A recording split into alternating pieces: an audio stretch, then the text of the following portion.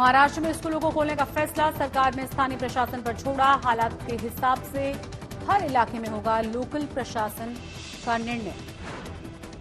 पहले सरकार ने 17 अगस्त से ज्यादा क्लासेस शुरू करने का ऐलान कर दिया था, लेकिन कल राज्य की कोविड टास्क फोर्स ने और कक्षाएं खोलने का किया था विरोध।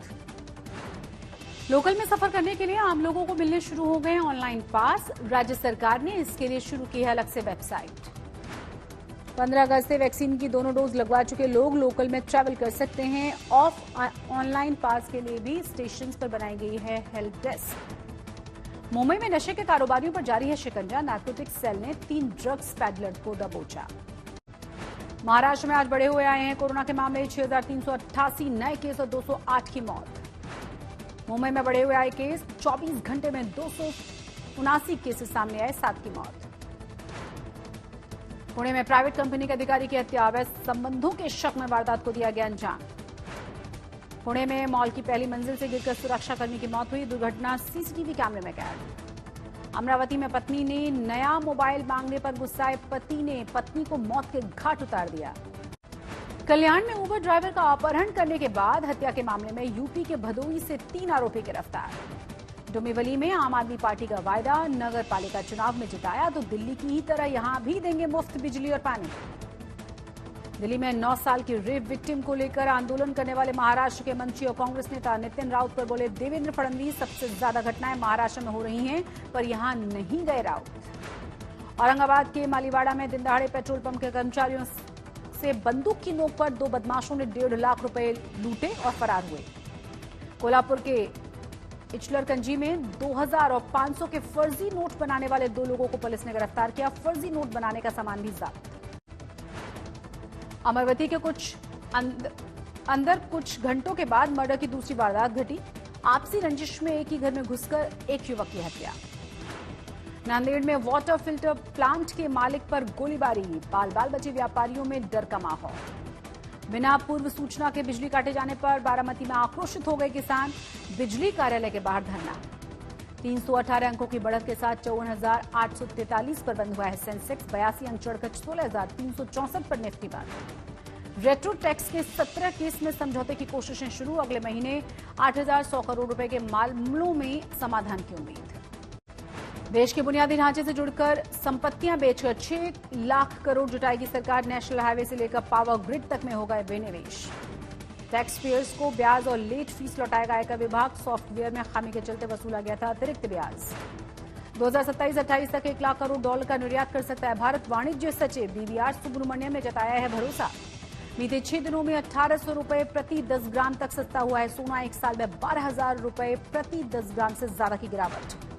इनोवे के यात्रियों को 400 रुपए देकर मिलेगा बोर्डिंग गेट्स की लंबी लाइन से छुटकारा। वेबसाइट, मोबाइल एप्लीकेशन से मिलेगा सुविधा का फायदा।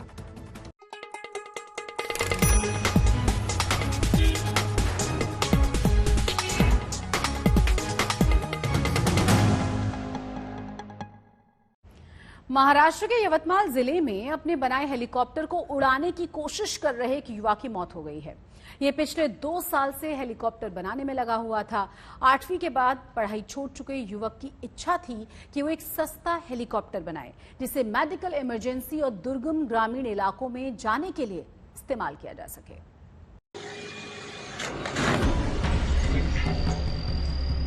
महाराष्ट्र में ये वीडियो बहुत वायरल हो रहा है। यवतमाल के फुलसावंगी गांव का रहने वाला इस्माइल शेख इब्राहिम इस हेलीकॉप्टर के जरिए अपने सपनों की ऊंची उड़ान भरना चाहता था।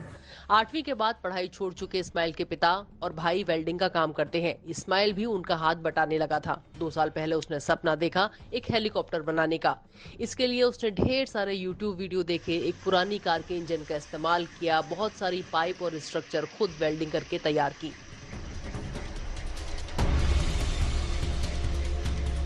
इस्माइल की माने तो उसका सपना पूरी होने के कगार पर था। 15 अगस्त को वो गांव वालों के सामने अपना हेलीकॉप्टर उड़ाना चाहता था। मंगलवार को उसने अपने कुछ खास दोस्तों को टेस्टिंग दिखाने बुलाया था। जब वो हेलीकॉप्टर उड़ाने की कोशिश कर रहा था तो अचानक ये भयंकर हादसा हो गया।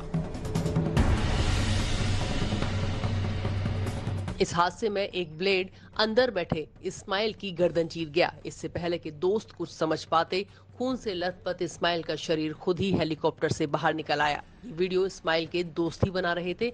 इस्माइल के घर का नाम मुन्ना था, इसी नाम पर उसने हेलीकॉप्टर का नाम रखा था। मला भेटायचा रोज की बाबा मुन्ना भाऊ आपल्याला, मी विचारायचा मुन्ना भाऊ आपलं काम कुठून आलं, तो म्हणत होता दादा आपलं काम झालं, आता 15 तारखेला आपल्याला लॉन्चिंग करायची, 15 ऑगस्टला आपल्याला करायचं ते काम, आरामशीर तो प्रॅक्टिस करत होता. पण अचानक कालच्या रात्रीला अशी घटना घडली की तो रात्रीच्या वेळेस 1:30च्या सुमारास तो हेलिकॉप्टर उडवत होता तिच्यावर, पण काही कारणास्तव तो हेलिकॉप्टर क्रॅश झाला, त्याच्यामुळे त्याचा दुःख निधी झाला. इस्माइल कूलर पंखे की वेल्डिंग का काम करता था, पर उसके सपने बड़े थे। वो कोई ऐसा काम करना चाहता था जिससे वो अपने गांव का नाम सारे देश में रोशन कर सके। संसाधनों की कमी और शिक्षा के अभाव को उसने कभी अपने सपनों के आड़े नहीं आने दिया, पर इस्माइल का सपना अधूरा ही रह गया। उसकी प्रेरणा हमेशा रहती थी कि हमारे देश में कंप्यूटर नहीं बनाया जाता, खुद पर्सनली ना हेलीकॉप्टर बनाया जाता हमारे पास, ना हमारे पास जेट इंजन बनाया जाता। उसका ऐसा ख्याल था, वो हमेशा हमसे मशवरा किया करता था कि चाचा मैं इस देश के लिए कुछ करूंगा, मैं खुद हेलीकॉप्टर बनाऊंगा, उसको भी ऐसी कीमत में बनाऊंगा कि जनरल और कॉमन लोग उसको यूज कर सके, उसको एयर एम्बुलेंस के तौर पे यूज किया जा सके, या किसी दुर्गम विभाग में कोई लोग पूरग्रस्त अगर फंस गए हैं तो उनको निकालने के लिए, ये उसके जज्बात थे जिससे वो काम कर रहा था। यवतमाल से भास्कर मेहरे के साथ आज तक ब्यूरो। देश के विकसित राज्यों में गिने जाने वाले महाराष्ट्र में सबसे ज्यादा किसान खुदकुशी करते हैं। खेती करने वाले किसान मर रहे हैं, मगर वहीं राजनेता खेती में हाथ डालते हैं तो लक्ष्मी बरसने लगती है। यह होता कैसे है? हाँ, इस स्पेशल रिपोर्ट के जरिए देखिए।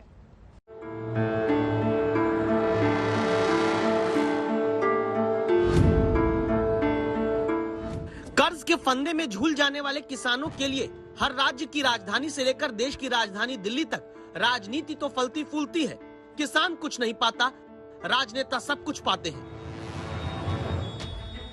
गवाही है कि महाराष्ट्र, जहां किसानों पर 1,54,000 करोड़ रुपए का कर्ज है, जहां देश में सबसे ज्यादा 38% किसान खुदकुशी के लिए मजबूर होते हैं, उसी महाराष्ट्र में 76% मंत्री अपनी कमाई का जरिया खेती और किसानी बताते हैं। ये बात सुनकर यह अचंभा होता है।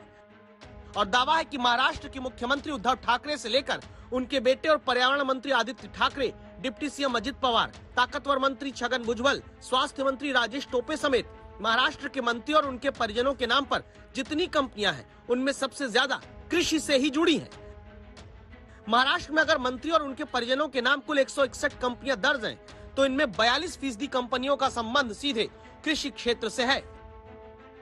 सवाल उठता है, आखिर जब मंत्री और उनके घर वाले किसानों के नाम पर अलग अलग फैक्ट्री खोलकर कमा लेते हैं, तो किसान क्यों नहीं कमा पाता? किसान के लिए क्यों खेती घाटे का सौदा है? आज तक की टीम इस सच को जानने के लिए सबसे ज्यादा किसानों की खुदकुशी के लिए कुख्यात विदर्भ के अकोला जिले के किसानों के बीच पहुंची। यहाँ किसान प्रमोद पागरुत और गणेश राउत का जवाब सुनिएगा। राजकारणी पॉलिटिकल लोग क्या करते हैं, इसमें रहते तो ये जो योजना किसानों के लिए है, ये योजना खुद ही अपने नाम ले लेते, और उनको जो एग्रीकल्चर डिपार्टमेंट में अधिकारी हो या तो फिर बैंक वाले डिपार्टमेंट के अधिकारी हो, इनका उनका भाई साहब का काम पहले कर देते, क्योंकि वो मंत्री जी रह चुके रहते, आमदार रह चुके रहते, खासदार रह चुके रहते, तो उनका काम पहले करते। वो किसानों को लिए तो बोलते ये कागज ला, वो कागज ला। माल आता वो कम दाम में बेचना पड़ता, और नेता लोगों की जो फैक्ट्रियाँ है उसमें अगर गया तो उसका प्रोसेसिंग करके किसकी कुछ भी लो, सोयाबीन लो, कपास लो, उसके भाव दुगने हो जाते हैं। पूरा प्रॉफिट पूरा फैक्ट्री वालों को मिलता, किसानों को कुछ प्रॉफिट ही नहीं मिलता।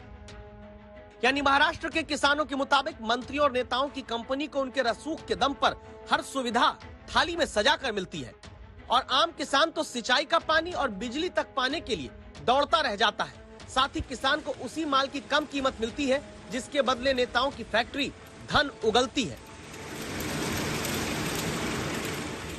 पूरे देश में सबसे ज्यादा शुगर मिल अगर किसी राज्य में नेताओं से सीधे जुड़ी हुई है, वो महाराष्ट्र है। जैसे इसी शुगर मिल को लीजिए, ये स्वास्थ्य मंत्री राजेश टोपे से जुड़ी है। यहाँ किसानों को तुरंत गन्ने का पैसा तो मिल जाता है, लेकिन आरोप है कि शुगर मिल में नेता जो पैसा दूसरे प्रोडक्ट पर कमाते हैं, वो किसानों की जेब में नहीं पहुँचने पाता। शुगर फैक्ट्री में बाय प्रोडक्ट होता है, शराब बनती है, दूसरे पेपर बनता है, दूसरे कुछ प्रोडक्ट बनते हैं, लेकिन वो प्रोडक्ट का हिसाब कोई भी नहीं देता कि किसानों के पास से गन्ना लेने का, उसे बाय प्रोडक्ट बनाने का और किसान को चूना लगाने का, यही मकसद बस महाराष्ट्र के शुगर फैक्ट्री या सहकार का है। ये तो हमारा दुर्भाग्य है। ये भी जानकारी आती है कि महाराष्ट्र के मंत्रियों की जो कंपनियां हैं वो होटल के क्षेत्र में 4% है, शिक्षा की फील्ड में 2%, सर्विस देने के लिए 8%, ऊर्जा में 7%। सबसे ज्यादा कंपनी मंत्री और उनके घर वालों की 42% तक कृषि के क्षेत्र में। आखिर ऐसा क्या है कि नेताओं को खेती से जुड़ी फैक्ट्री और कंपनी खोलना ज्यादा फायदेमंद लगता है? नागपुर में किसान नेता विजय जावंधिया से हमने इस अहम सवाल का जवाब पूछा। ये अपना इनकम ये खेती में से बताते हैं, क्योंकि खेती के इनकम पर इनकम टैक्स नहीं है।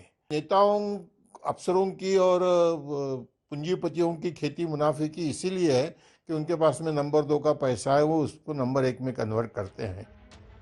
अब बात सीधी सी ये आ जाती है कि अगर सत्ताधारियों के लिए वही खेती सोना उगलती है जिसके लिए महाराष्ट्र का किसान जान देने को लाचार होता है, अगर खेती वाली कंपनियों से सत्ता में बैठे नेताओं और घर वालों का जमकर विकास हो सकता है, तो फिर आम किसानों के लिए वही विकास मंत्र क्यों नहीं नेता और मंत्री बताते हैं?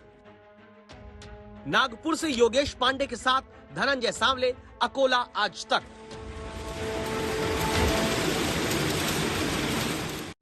कुछ फिल्मी गाने ऐसे हैं जिन्होंने जनमानस के मन को भीतर तक छुआ है। ऐसा ही एक गाना है, इतनी शक्ति हमें देना दाता। लेकिन इस गीत को गाकर दूसरों में विश्वास जगाने वाली गायिका खुद मुंबई में किराए के घर में गरीबी के दिन गुजार रही हैं। देखिए जरा।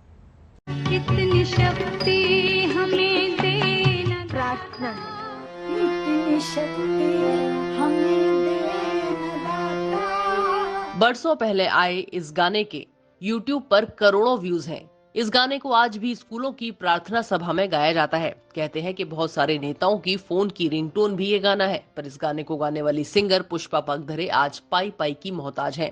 1986 में आई फिल्म अंकुश के लिए पुष्पा ने ये गाना गाया था। पुष्पा ने मोहम्मद रफी के साथ भी गाने गाए हैं और मराठी के भी कई हिट गानों में अपनी आवाज दी है। उद्धव ठाकरे जी से और पंतप्रधान मोदी जी से कि वो कलाकार के तरफ ध्यान दे, उनका मान धन बढ़ाए।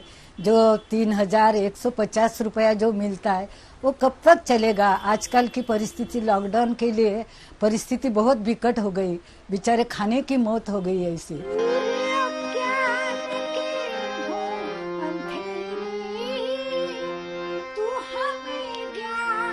80 साल की हो चुकी पुष्पा पिछले कई सालों से आर्थिक तंगी की शिकार हैं। उन्हें राज्य सरकार की तरफ से 3150 रुपए प्रति महीना मिलते हैं, पर वो भी समय पर नहीं आते। पुष्पा माहिम की मच्छीमार कॉलोनी में किराए के घर में रहती हैं। करीब 35 साल पहले इन्होंने कलाकारों के कोटे से मिलने वाले घर के लिए अप्लाई किया था। मंत्रालय में इसके लिए कई चक्कर भी लगाए, पर घर नहीं मिला। हम लोग बाहर पूरा महाराष्ट्र घूमे प्रोग्राम के लिए, और वहाँ से कभी आके यहाँ टाइम मिलता है तो मंत्रालय में जाके मैं कोशिश करती थी मंत्री जी से मिलने, मगर जब भी जाती तो मुझे यही जवाब मिलता, मंत्री जी बिजी है, उनकी मीटिंग चल रही, अपने क्या बोलते हैं, उनका कुछ बाहर काम के लिए वो चले गए हैं। तो यही उत्तर जवाब मिलता था, तो मैं वापस आती थी।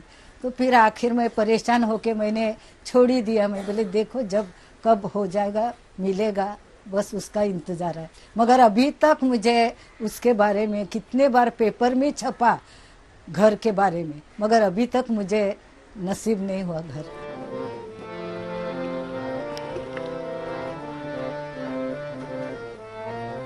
पुष्पा को म्यूजिक वाले रियलिटी शोज देखना अच्छा लगता है। हिंदी भाषी पट्टी और महाराष्ट्र में बहुत कम ऐसे लोग होंगे जिन्होंने पुष्पा के गाए गाने ना सुने हों, पर म्यूजिक इंडस्ट्री में अब इनका कोई कांटेक्ट नहीं है। पुष्पा के पति भी इस दुनिया में नहीं है, इनका कोई बच्चा भी नहीं है। अपने जीवन यापन के लिए ये अपने रिश्तेदारों पर निर्भर है। इतनी शक्ति हमें देना दाता, इस महान और लोकप्रिय गाने की गायिका पुष्पा पागधरे जी आज भी 80 साल की उम्र में उस गाने को उसी दमघम से गाती है। पर आज वो मुख्यमंत्री उद्धव ठाकरे हो या प्रधानमंत्री नरेंद्र मोदी हो, अपने हक की मांगों के लिए गुहार लगा रही है और उसी मांगों को पूरा करने के लिए उसी ईश्वर से हिम्मत भी जुटा रही है और शक्ति भी मांग रही है। कैमरामैन सचिन सावंत के साथ मैं अजय परचुरे, मुंबई आज तक।